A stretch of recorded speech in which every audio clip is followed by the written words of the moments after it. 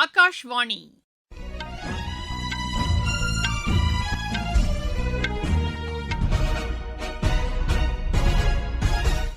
செய்திகள் வாசிப்பவர் சுமித்ரா ரத்னம். தலைப்புச் செய்திகள்: நாட்டின் 80வது சுதந்திர தினம் இன்று கோலாகலமாக கொண்டாடப்பட்டு வருகிறது. 1 கோடி இளையோருக்கு அடுத்த ஓராண்டிற்குள் செயற்கை நுண்ணறிவு தொழில்நுட்ப பயிற்சி வழங்கப்படும் என்று பிரதமர் திரு நரேந்திர மோடி அறிவித்துள்ளார். விடுதலை போராட்ட வீரர்களுக்கான மாதாந்திர ஓய்வூதியம் 23,000 ரூபாயாக உயர்த்தி வழங்கப்படும் என்று முதலமைச்சர் திரு விஜய் கூறியுள்ளார். ஹோர்முஸ் நீரிணை விரைவில் தங்கள் கட்டுப்பாட்டிற்குள் வரும் என்று அமெரிக்கா அறிவித்துள்ளது. உலகக்கோப்பை ஹாக்கி போட்டி நெதர்லாந்து மற்றும் பெல்ஜியத்தில் இன்று தொடங்குகிறது. இனி விரிவான செய்திகள். நாட்டின் 80வது சுதந்திர தினம் இன்று கோலாகலமாக கொண்டாடப்பட்டு வருகிறது. பிரதமர் திரு நரேந்திர மோடி தில்லி செங்கோட்டையில் தேசிய கொடியை ஏற்றி வைத்து உரையாற்றினார். மக்களின் பங்களிப்போடு கடந்த 12 ஆண்டுகளாக இந்தியா புதிய சாதனைகளை படைத்துள்ளதாக அவர் தெரிவித்தார். இதன் காரணமாக 25 கோடிக்கும் மேற்பட்டோர் வறுமையிலிருந்து மீட்கப்பட்டுள்ளதாக அவர் கூறினார். விரைவான பொருளாதார வளர்ச்சியை கண்டுவரும் நாடாக இந்தியா திகழ்கிறது என்றும் அவர் குறிப்பிட்டார். மத்திய அரசு கடந்த 12 ஆண்டுகளில் படைத்த சாதனைகளையும் அவர் பட்டியலிட்டார். பாதுகாப்பு தளவாடங்கள் உற்பத்தி 4 மடங்கு அதிகரித்துள்ளதாக அவர் கூறினார். காதி கிராம தொழில்துறையின் உற்பத்தி 5 மடங்கு அதிகரித்துள்ளதாகவும், மின்னணு பொருட்களின் உற்பத்தி 7 மடங்கு அதிகரித்துள்ளதாகவும் பிரதமர் தெரிவித்தார். மொபைல் போன் உற்பத்தி 33 மடங்கு அதிகரித்துள்ளதாகவும் அவர் கூறினார். இணையதளம் பயன்படுத்துவோரின் எண்ணிக்கை 4 மடங்கு உயர்ந்துள்ளதாகவும், டிஜிட்டல் பண பரிவர்த்தனை 100 மடங்கு அதிகரித்துள்ளதாகவும் அவர் குறிப்பிட்டார். பழமையான சட்டங்கள் அகற்றப்பட்டதாகவும் அவர் தெரிவித்தார். அடுத்த 21 ஆண்டுகளுக்குள் வளர்ச்சியடைந்த இந்தியாவை உருவாக்க வேண்டும் என்பதை இலக்காக கொண்டு மத்திய அரசு செயல்பட்டு வருவதாகவும் திரு நரேந்திர மோடி கூறினார்.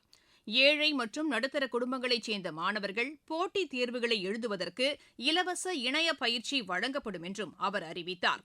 மக்கள் தொகை கணக்கெடுப்பு பணிகளின் போது உண்மையான தகவல்களை பொதுமக்கள் வழங்க வேண்டும் என்றும் அவர் கேட்டுக் கொண்டார். 1 கோடி இளையோருக்கு அடுத்த ஓராண்டிற்குள் செயற்கை நுண்ணறிவு தொழில்நுட்ப பயிற்சி வழங்கப்படும் என்றும் அவர் கூறினார். நாடு முழுவதும் 5 முதல் 15 வயதுக்குட்பட்டவர்களின் விளையாட்டுத் திறனை கண்டறிந்து அவர்களுக்கு உரிய பயிற்சிகள் வழங்கப்படும் என்றும் அவர் குறிப்பிட்டார். 40க்கும் மேற்பட்ட நாடுகளுடன் தடையற்ற வர்த்தக ஒப்பந்தம் மேற்கொள்ளப்பட்டிருப்பதை சுட்டிக்காட்டிய பிரதமர், இதன் மூலம் ஏற்றுமதியாளர்களுக்கும் தொழில்துறையினருக்கும் ஏராளமான வாய்ப்புகள் உருவாக்கப்பட்டுள்ளதாக தெரிவித்தார். சிறு குறு தொழில்துறையின் வளர்ச்சிக்கு மத்திய அரசு ஊக்கமளித்து வருவதாகவும் அவர் கூறினார். முன்னதாக சுதந்திர தின கொண்டாட்டத்தையொட்டி முதல் முறையாக வந்தே மாதரம் பாடல் இசைக்கப்பட்டது. இதனைத் தொடர்ந்து தேசிய கீதமும் இடம்பெற்றது. பிரதமர் தேசிய கொடியை ஏற்றியபோது விமானப்படைக்கு சொந்தமான 2 Mi-17 ரக ஹெலிகாப்டர்கள் மூலம் மலர்கள் தூவப்பட்டன. செங்கோட்டையில் முதல் முறையாக வந்தே மாதரம் பாடல் இசைக்கப்பட்டதன் மூலம் ஒட்டுமொத்த தேசமும் பெருமிதம் கொண்டதாக மத்திய இணையமைச்சர் டாக்டர் எல் முருகன் தெரிவித்துள்ளார். சமூக வலைதளத்தில் இதனை தெரிவித்துள்ள அவர், பிரதமர் உரையில் இளையோர் நலனுக்கான திட்டங்கள் அறிவிக்கப்பட்டதையும் சுட்டிக்காட்டியுள்ளார். மாநிலங்களில் முதலமைச்சர்கள் தேசிய கொடியை ஏற்றி வைத்து அணிவகுப்பு மரியாதையை ஏற்றுக்கொண்டனர். தமிழக முதலமைச்சர் திரு விஜய் சென்னையில் தேசிய கொடியை ஏற்றி வைத்து உரையாற்றினார். விடுதலை போராட்ட வீரர்களுக்கு வழங்கப்பட்டு வரும் மாதாந்திர ஓய்வூதியம் 23,000 ரூபாயாக உயர்த்தி வழங்கப்படும் என்று திரு விஜய் அறிவித்தார். தாய்நாட்டிற்காக தன்னலமற்ற தியாகம் செய்து நமது நாட்டின் பாதுகாப்பிற்காக அரும்பாடுபட்ட முன்னாள் படை வீரர்களின் நலன் கருதி அவர்களது 2 மகள்களுக்கும் வழங்கப்படும் திருமண நிதி உதவி 25,000 ரூபாயிலிருந்து 50,000 ரூபாயாக உயர்த்தி வழங்கப்படும். மாற்றுத்திறன் கொண்ட முன்னாள் படை வீரர் மற்றும் அவர்களை சார்ந்தோர்களுக்கு வழங்கப்பட்டு வந்த மாதாந்திர நிதியுதவி 5,000 ரூபாயிலிருந்து 7,000 ரூபாயாக உயர்த்தி வழங்கப்படும். விடுதலை போராட்ட வீரர்களுக்கு வழங்கப்பட்டு வரும் மாதாந்திர ஓய்வூதியம் 23,000 ரூபாயாக உயர்த்தி வழங்கப்படும். விடுதலை போராட்ட தியாகிகளின் குடும்பங்களுக்கு வழங்கப்பட்டு வரும் மாதாந்திர குடும்ப ஓய்வூதியம் 12,500 ரூபாயாக உயர்த்தி வழங்கப்படும். வீரபாண்டிய கட்டபொம்மன், முத்துராமலிங்க, விஜய ரகுநாத சேதுபதி, மருது சகோதரர்கள் மற்றும் வாவு சிதம்பரனார் ஆகியோரின் வழித்தோன்றல்களுக்கு வழங்கப்பட்டு வரும் மாதாந்திர சிறப்பு ஓய்வூதியம் 11,500 ரூபாயாக உயர்த்தி வழங்கப்படும். கேரள முதலமைச்சர் திரு வி டி சதீசன் திருவனந்தபுரத்தில் தேசிய கொடியை ஏற்றி வைத்து அணிவகுப்பு மரியாதையை ஏற்றுக்கொண்டார். உத்தரப்பிரதேச முதலமைச்சர் திரு யோகி ஆதித்யநாத் லக்னோவில் தமது இல்லத்தில் தேசிய கொடியை ஏற்றி வைத்து உரையாற்றினார். நாட்டின் விடுதலைக்காக பாடுபட்டவர்களின் தியாகம் போற்றுதலுக்குரியது என்றும் அவர் தெரிவித்தார். ஜார்க்கண்ட் முதலமைச்சர் திரு ஹேமந்த் சோரன் ராஞ்சியில் நடைபெற்ற சுதந்திர தின நிகழ்ச்சியில் பங்கேற்று உரையாற்றினார். தேர்வு முறைகேடுகளில் ஈடுபட்டவர்கள் மீது கடும் நடவடிக்கை எடுக்கப்படும் என்றும் அவர் எச்சரித்தார். வெளிநாடுகளில் இந்திய தூதரகங்களிலும் சுதந்திர தினம் உற்சாகமாக கொண்டாடப்பட்டது. இந்தியாவின் சுதந்திர தினத்தையொட்டி அமெரிக்கா உள்ளிட்ட பல்வேறு நாடுகளின் தலைவர்கள் வாழ்த்துச் செய்தி விடுத்துள்ளனர். நீங்கள் கேட்டுக்கொண்டிருப்பது ஆகாஷ்வாணியின் செய்தி அறிக்கை.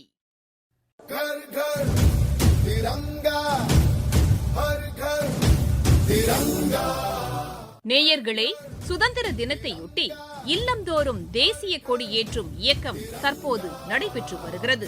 வரும் 17ஆம் தேதி வரை நடைபெறவுள்ள இந்த இயக்கத்தில் அனைவரும் பங்கேற்று தேசிய கொடியை ஏற்றி எடுத்துக்கொண்ட செல்ஃபி புகைப்படத்தை ஹர்கர் திரங்கா.com என்ற இணையதளத்தில் பதிவேற்றம் செய்வோம்.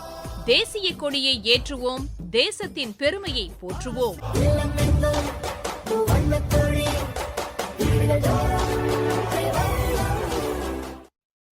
பெட்ரோல், டீசல் மற்றும் எரிபொருள் ஏற்றுமதி மீதான கூடுதல் வரியை மத்திய அரசு ரத்து செய்துள்ளது.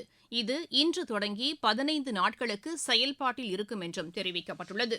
தெலங்கானாவில் ஊரக பகுதியில் உள்ள சாலைகள் 16,000 கோடி ரூபாய் செலவில் மேம்படுத்தப்பட உள்ளதாக அம்மாநில அரசு கூறியுள்ளது. இந்த திட்டத்தின் கீழ் 2145 சாலைகள் மேம்படுத்தப்பட உள்ளதாக தெலங்கானா அரசின் செய்திக்குறிப்பு தெரிவிக்கிறது. கிராமங்கள், நகர்ப்புறங்கள் இடையேயான சாலை வசதிகளை மேம்படுத்தும் நோக்கில் இந்த திட்டம் செயல்படுத்தப்படுவதாக அதில் குறிப்பிடப்பட்டுள்ளது. மேற்கு வங்கத்தில் பெண் குழந்தைகளை காப்போம், அவர்களுக்கு கல்வி கற்பிப்போம் திட்டம் செயல்படுத்தப்படும் என்று அம்மாநில முதலமைச்சர் திரு சுவேந்து அதிகாரி கூறியுள்ளார். கொல்கத்தாவில் நிகழ்ச்சி ஒன்றில் பேசுகையில் இதற்கான அறிவிப்பை அவர் வெளியிட்டார்.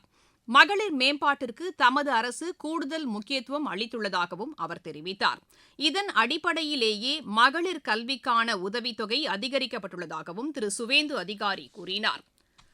ஒடிஷாவில் பெய்து வரும் கனமழை காரணமாக பல்வேறு பகுதிகளில் வெள்ளப்பெருக்கு ஏற்பட்டுள்ளது. பைத்ராணி, புதபலங்கா மற்றும் ஜலகா ஆறுகளில் வெள்ளம் கரைபுரண்டு ஓடுவதாக அம்மாநில அரசின் செய்திக்குறிப்பு தெரிவிக்கிறது.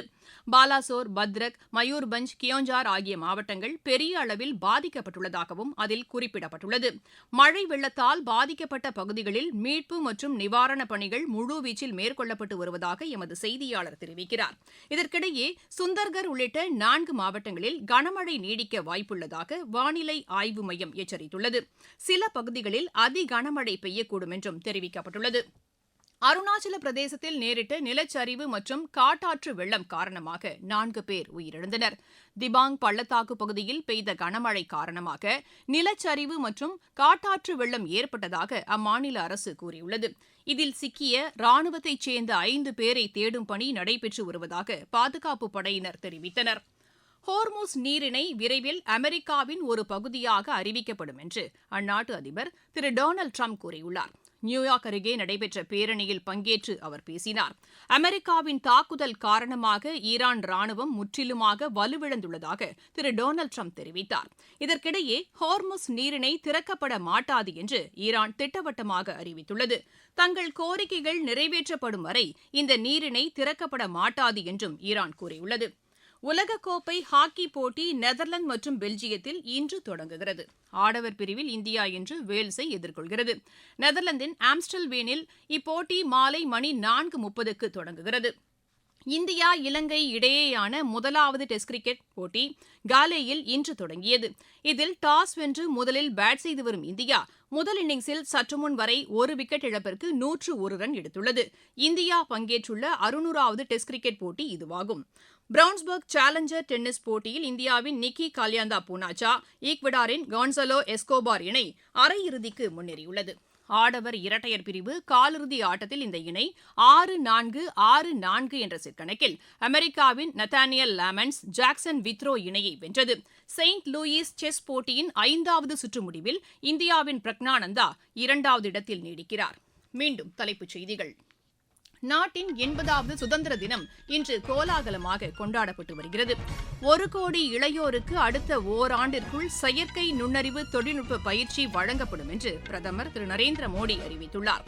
விடுதலை போராட்ட வீரர்களுக்கான மாதாந்திர ஓய்வூதியம் 23,000 ரூபாயாக உயர்த்தி வழங்கப்படும் என்று முதலமைச்சர் திரு விஜய் கூறியுள்ளார். ஹோர்முஸ் நீரிணை விரைவில் தங்கள் கட்டுப்பாட்டிற்குள் வரும் என்று அமெரிக்கா அறிவித்துள்ளது. உலகக்கோப்பை ஹாக்கி போட்டி நெதர்லாந்து மற்றும் பெல்ஜியத்தில் இன்று தொடங்குகிறது. செய்தியறிக்கை நிறைவடைகிறது.